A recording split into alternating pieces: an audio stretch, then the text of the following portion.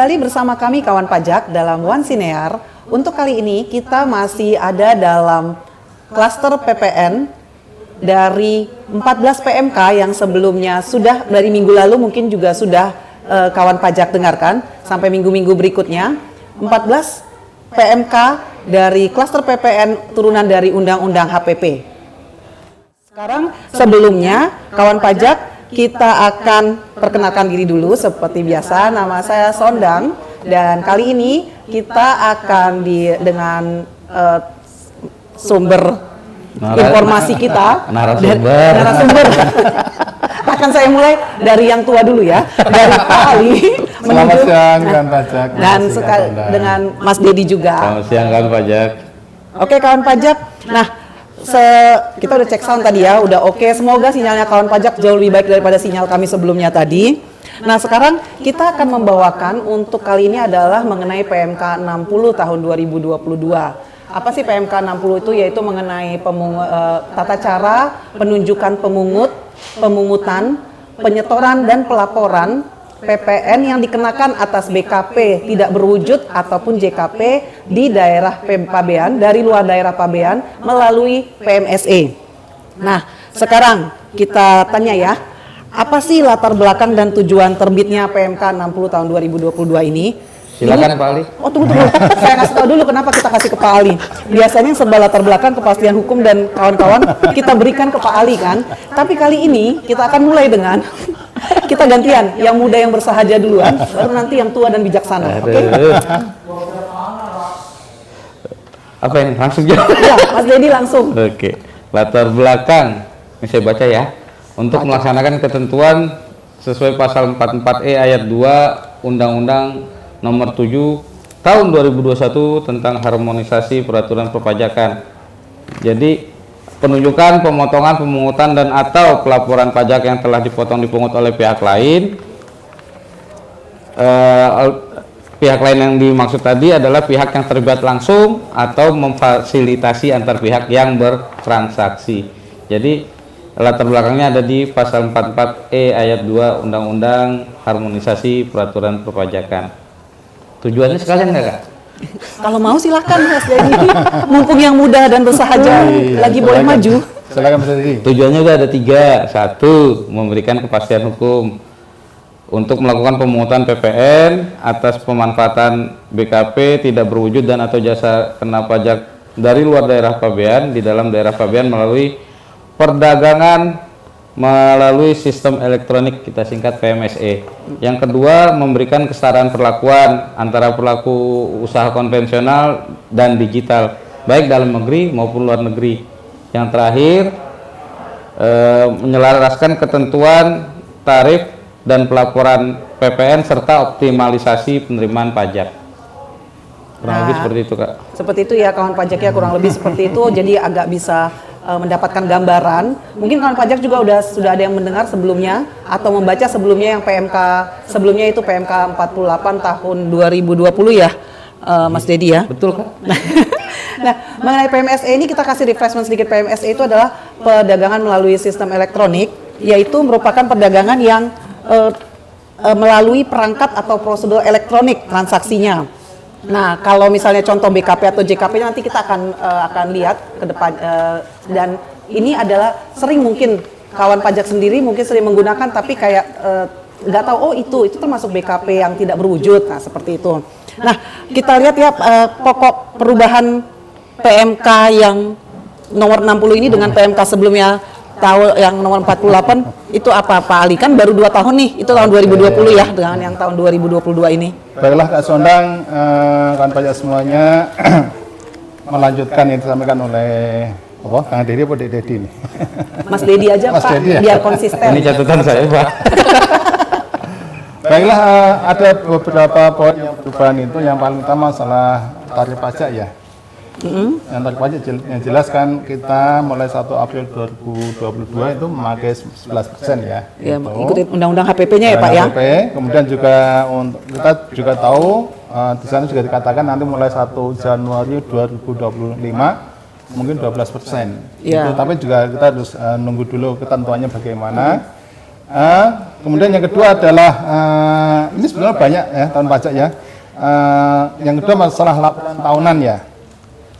Kita tahu yang lama kan di PMK 48, PMK 03 tahun 2020. Dalam PMK 60 ini dikatakan bahwa DJP dapat menerima pemungut PPN PMSE untuk menyampaikan laporan rincian transaksi selama penerima transaksi PPN ya yang dipungut untuk setiap periode 1 tahun terakhir. Jadi periodenya ada setahun sekali. Kemudian yang kedua, ketentuan mengenai laporan tahunan tidak berlaku dalam hal aplikasi atau sistem yang disediakan atau ditentukan oleh DJP telah dapat memenuhi rincian transaksi PPN. Jadi kalau katakan ada aplikasi yang sudah ditentukan oleh DJP, maka kewajiban itu tidak ada lagi. Yang kemudian yang paling utama adalah mulai berlakunya itu 1 April tahun 2022 dan juga ada aturan peralihan kan pajak juga ya. Di dalam per 12 PJ tahun 2020 dikatakan bahwa aturan itu masih berlaku sepanjang tidak bertentangan dengan PMK 60 ini. Yang kedua adalah perjanjian tentang penunjukan, yaitu pemungut sebagai pemungut PPN PMSE tetap berlaku sampai dengan diterbitkannya keputusan yang baru. Jadi sebagian itu walaupun juga di sana juga nanti banyak kasus juga yang bisa kita berikan contoh, tapi untuk sementara yang paling utama adalah tadi masalah tarifnya, yang kedua juga mulai berlakunya sebenarnya udah telat kita kan Kak Sondang ya. Kan 14 tahun 2022. Mungkin itu Kak Sondang sebagai penambah dari Mas Dedi. Berarti ini lebih cenderung kalau untuk kawan pajak yang terdaftar di KPPMA 1 nggak perlu pusing masalah pelaporannya, kalian cuma terima bukti-bukti bayar, dokumen, nanti buat diinput di aplikasi faktur selaku pembeli. Selaku pembeli ya. Kalau pemungutnya udah biarkan orang asing. Gitu sebetulnya ya. Karena di sini setahu kita Ini di KPPMA 1 tidak ada ya pemungutnya itu. Nah, saya barusan dipesenin sama sutradara suruh duduk tegak nih. Cuma kan karena perut saya begini, jadi tadi sudah tegak turun lagi gitu. Nah, karena ini sekarang giliran dia, kita akan tanyakan lagi ke Mas Dedi. Mas Dedi bisa jelaskan nggak ini untuk kembali untuk menyegarkan ingatan ke kawan pajak ya, objek pemungutan PPN BKP yang tidak berwujud dan jasa kena pajak ini yang jasa digital dan barang digital itu kasih contohnya deh, karena saya yakin ini dekat sama kawan pajak sama kita semua sebenarnya. Contoh nih Kak. Iya, jelaskan. E-book kalau nggak salah, e-book, Ya. e-magazine, e-komik, pokoknya produk luar negeri lah. Kemudian komputer software, ya mudah-mudahan Indonesia cepat bikin lah ya komputer software, aplikasi digital, games digital. Musik-musik? Ada kayak Spotify. Oh, ya. Untung udah ada, kalau Indonesia kita udah buat noise. Dengerin noise Kak, keren. Itu termasuk bagian dari iklan yang gratis. Kemudian streaming musik, film, konten audio visual lain, kemudian web hosting, video conference service, layanan jasa lainnya yang berbasis piranti lunak. Oke. Nah, ke Mas Dedi, ini sesuai dengan yang mungkin kawan pajak alami ya, yang mungkin sudah melakukan transaksi tersebut. Bagaimana sih cara mengkreditkan PPN yang dipungut itu dengan mekanisme PMSE pada aplikasi e-faktur? E-faktur ini saya tahu ini di bawah di para kawan pajak ini adalah salah satu menjadi hal yang kayak tulang punggungnya banget ya. Nah, kalau ngomong PPN pasti ngomong faktur pajak. Saya lihat contekan yang rekamnya agak sulit soalnya. Kalau perekaman di aplikasi e-faktur kurang lebih mirip seperti kawan pajak input dokumen lain faktur pajak masukan berupa dokumen impor, kurang lebih mirip. Hanya nanti ada pilihan saya buka contekan. Jadi bisa jadi kawan pajak ada yang udah pernah melakukannya juga ya? Betul, udah ada sebagian yang telepon tanya-tanya cara pengisiannya dan berhasil kebetulan. Oke. Sama pilihannya dokumen lain pajak masukan, pilih dokumen normal, kemudian detail transaksinya pilih pemanfaatan BKP tidak berwujud, angka 2 kalau nggak salah, kemudian atau pilih angka 3 pemanfaatan JKP, kemudian dokumen tertentu yang kedudukannya dipersamakan dengan faktur pajak, pilihannya.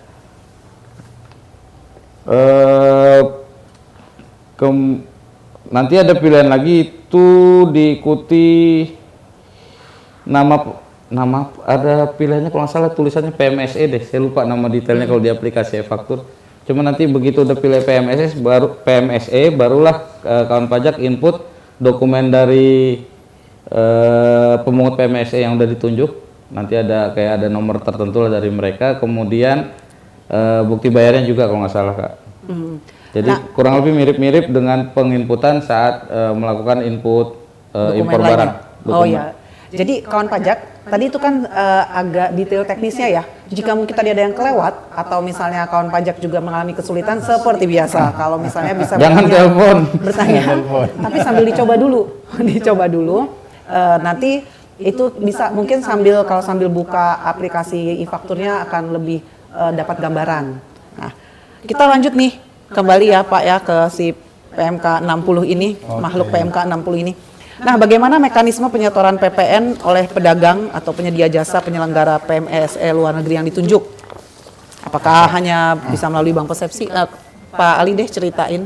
Oke, mungkin ini pelan-pelan aja ya. Nanti kadang juga ada yang komplain kecepatan juga. Nggak akan lebih cepat dari saya.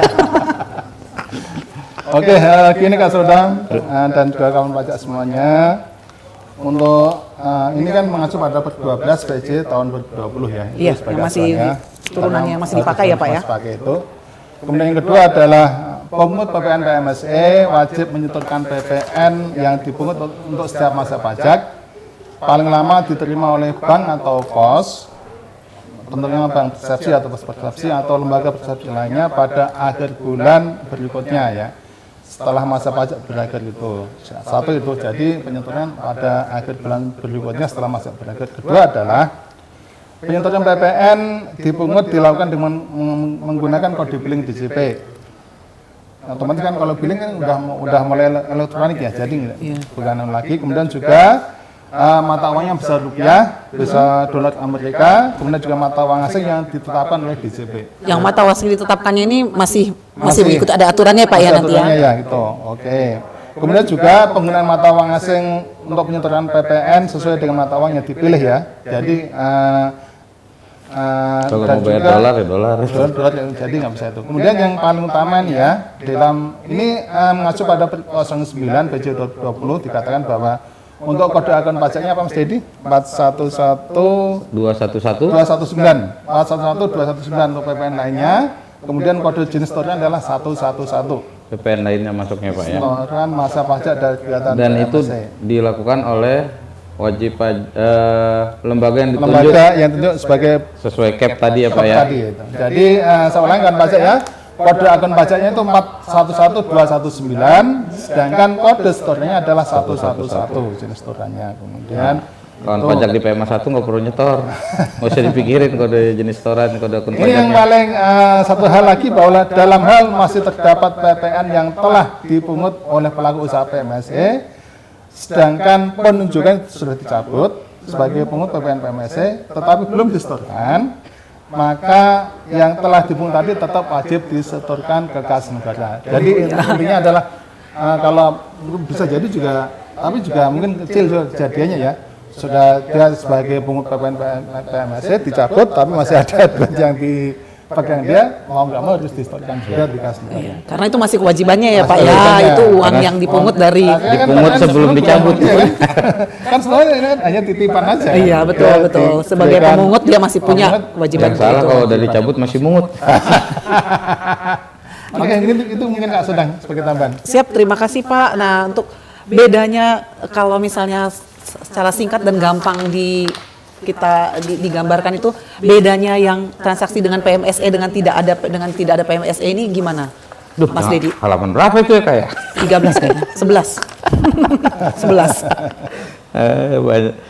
Kalau bedanya, kalau badan tegak oke, suruh tegak udah perut. Bedanya kalau misalkan yang dilakukan kawan pajak yang udah rutin kawan pajak lakukan bertransaksi dengan WP di luar daerah pabean, kawan pajak pungut PPN-nya, kawan pajak setor nanti kreditkan di SPT masa PPN. Iya, Itu defaultnya. Nah, kalau transaksi dengan PMSE, kegiatan pemungutan PPN yang dibahas ini kan hanya PPN. Iya. Tidak lagi kawan pajak lakukan. Jadi si lembaga di luar negeri yang ditunjuk berdasarkan cap dari Dirjen Pajak itulah yang melakukan pemungutan PPN. Sebenarnya lebih enak ya. Dan dia yang menyetorkan, nanti kawan pajak tinggal terima buktinya, kemudian rekam di aplikasi e-faktur. Stepnya berubah di situ saja. Yang kemarin sempat harus ngitung sendiri, pungut, setor, rekam, dilaporkan di SPT Masa PPN. Step yang hitung, pungut, setor, itu dilakukan oleh lembaga yang ditunjuk di PMSE. Yang ke Dirjen tadi. Nah itulah gambaran yang paling yang mudahnya bedanya apa kalau ditanya bedanya buat saya ini apa ini. Nah untuk yang terkait ini ada kita masukin apa ya yang mengenai terkait pasal 5 kriteria pembeli yang terdiri dari 3 kriteria itu apa tersebut harus dipenuhi semua atau salah satunya aja. Oke, ini karena panjang ya, saya coba pelan bacakan dari Cukupin pasal setengah jam, 5 PMK 60 kawasan 3 tahun 2020. Di sana dikatakan bahwa pembeli barang dan atau penerima jasa sebagaimana dimaksud dalam pasal 2 ayat 3 dan ayat 4 merupakan orang pribadi atau badan yang memenuhi dengan catatan 1 bertempat tinggal atau bertempat kedudukan di Indonesia. Tempat tinggal di Indonesia. Kedua, melakukan pembayaran menggunakan fasilitas debit atau kredit dan atau fasilitas pembayaran lainnya yang disediakan oleh instansi di Indonesia. Kedua, yang ketiga, menggunakan transaksi dengan menggunakan IP ya, internet protokol yang ada dengan nomor telepon atau kode telepon negara Indonesia. Jadi tadi ada 3 ya, 1 bertempat tinggal di Indonesia, transaksi dengan fasilitas yang disediakan oleh institusi di Indonesia. Yang ketiga adalah transaksi dengan IP yang disediakan di Indonesia. Kemudian tadi untuk poin 1A pasal 5 ada penjelasan bahwa kriteria sebagaimana dalam ayat 1 harus memenuhi dalam hal 1 alamat korespondensi atau penagihan pembeli barang atau penerima jasa di Indonesia. Jadi alamat korespondensi tapi Indonesia. Yang kedua adalah pemilihan negara saat registrasi di laman dan atau sistem yang disediakan oleh pemungut pajak yaitu ada di Indonesia. Jadi saya ulangi ya, alamat di Indonesia. Yang kedua adalah negara saat registrasi itu ditentukan oleh pemungut PMSE yang ada di Indonesia. Jadi itu ya. Jadi apa Pak? Jadi tadi habis kemudian tadi kalau katakan mungkin di Malaysia gitu ya Pak ya. Malaysia pakai telepon Malaysia kan enggak lagi kan karena bukan jurisdiksi atau hak pemajikan di Indonesia. Betul, prinsip keadilannya ada ya. Ini kan karena di Indonesia yang make, nah maka dikenakan pajaknya oleh di Indonesia. Walaupun bukan dari Indonesia kan. Betul. Kan dipakai di sini Pak, seperti nature-nya PPN ya. PPN itu di mana? Siapa Bumi konsumennya? dipijak. Oh, kirain di mana itu juga bumi termasuk dipijak. di mana PPN dipegang, di situ dia Langit dibayar. dijunjung. Nah, ini kita sekarang ke Kemana Kak? Mas Dedi. Aduh, Ke anak yang muda dan bersahaja. yang mana itu? Bagaimana menentukan DPP atas transaksi PMSE ini, Mas Dedi? Nggak dibahas tadi Kak. Udah dibahas, diulangin lagi kan nggak apa-apa. Soalnya biasanya penting. Mana ya catat. DPP-nya kan biasanya kalau PPN kan itu ya selain faktur pajak apa sih waktu membuat faktur pajak dalam membayarkan menghitung apa yang paling diingat Betul. selain tarif DPP. Kurang lebih mirip dengan PPN, ada nilai berupa uang yang dibayar oleh pembeli atau pembeli barang atau penerima jasa, tidak termasuk PPN. Ya, pokoknya di luar. Kalau misalkan kawan pajak beli termasuk PPN ya keluarkan. Rumusnya kan tahu kan? Nyari DPP 100 kalau sekarang 100 per 111 kali nilai yang kalian bayarkan kalau pembayarannya termasuk PPN. Oke, berarti tidak berbeda ya Mas Dedi ya? Kurang lebih sama. Nilai yang dibayar tidak termasuk PPN. Nah, kalau apabila terjadi kelebihan penyetoran oleh pihak selain diikhlaskan kepada negara, apabila terjadi kelebihan penyetoran oleh pihak lain yang ditunjuk sebagai pemungut PMSE. Oh ini Pak Ali nih kayaknya nih jawab nih. Apakah juga bisa ke Pak Ali ya? Apabila terjadi kelebihan penyetoran oleh pihak lain yang ditunjuk sebagai pemungut PMSE, apakah juga bisa melakukan skema pengembalian atas kelebihan tersebut atau hanya kompensasi? Baik, ada bedanya nggak jadinya itu? Kan pasti kita acuannya di per 12 ya, per 12 PJ tahun 2020 dalam pasal 14 dikatakan bahwa apabila dalam satu masa pajak jumlah PPN yang disetorkan kurang dari jumlah PPN, dua-duanya aja sekalian ya, Iya Pak. yang seharusnya disetor, maka kekurangan tadi itu wajib disetorkan ke kas negara untuk masa pajak yang bersangkutan ya. Jadi masa pajak tidak boleh digeser ya. Iya. Sesuai dengan transaksinya. Kalau lebih kompen ya Pak ya, Ya, mirip kayak dan PPN. sebaiknya maka tadi betul dikatakan oleh Mas Dedi bahwa apabila dalam satu pajak jumlah PPN yang disetorkan melebihi jumlah PPN yang seharusnya terhutang atau disetor, maka selisihnya merupakan kelebihan PPN kas undang yang dapat dikompensasikan ke masa pajak di mana kelebihan PPN itu ditemukan. Oh, oke. Jadi gimana itu? Jadi kalau pas masa Iya, Mei, kompen nanti ke Juni ke masa berikut. Kemudian tambahan nih Kak, kalau Kawan misalkan pajak dong, tambahannya ke sana dong ceritanya. kalau misalkan pemungut PMSC udah melakukan penyetoran, kawan pajak juga melakukan penyetoran, masih ngikutin cara lama ya, kawan pajak pungut, kawan pajak setor. Nah atas penyetoran yang kawan pajak lakukan, hitungannya double bayar, kita sebutnya boleh di PBK, pemindah bukuan. Nggak usah khawatir, jadi Tapi haknya lampirkan kawan pajak dokumen tetap- PMSC-nya juga ya. Jadi kami saat meneliti permohonan PBK bisa nih mengakui bahwa terjadi kesalahan pembayaran. Iya, ada. Jadi dokumen buktinya itu ya, Mas Dedi ya. Nah, ini bagaimana mekanisme sanksi atas keterlambatan pelaporan dan penyetoran PPN PMSE ini, Mas Dedi? Sama seperti PPN yang biasa? Untuk sekarang sih masih disusun aturannya kalau nggak salah Kak. Kemarin saya dapat telepon ya, masih disusun. Masih susun, oke Iya. oke. Ke depan ya berarti ya. Udah telepon kakak. Masih disusun ya, oke. Oke. Oh ya, kawan pajak ini Mungkin kita ada sedikit sebelum mana ya, mungkin untuk melengkapi, Oh, iya. kita ada satu semacam ilustrasi kasus ya. Nanti ada dipotong misalnya. Ya, nanti ada, ini udah live atau masih? Enggak, bisa? udah. nanti potong nanti. Emosi. Ini kan pajak ya, ada Saatnya kuis kawan pajak. nggak ada kuis. belum. Ini untuk melengkapi ya, ada kasus misalkan gini. Ini nanti Mas Didi bisa mungkin menjelaskan. Wah, kenapa saya Pak? Bapak yang punya masalah kenapa saya yang jelasin Pak? Misalkan ini ada katakan pada bulan Mei ya, Tuan A itu sebagai subjek pajak dalam negeri memanfaatkan BKP tidak berwujud dari luar otomatis kan, Iya. senilai katakan 5,5 juta. Oke. Kemudian penyelenggara PMSC luar negeri itu memenuhi syarat sebagai tadi ber-12 sebagai pemungut PPN PMSC. Bagaimana pemungutannya itu ya?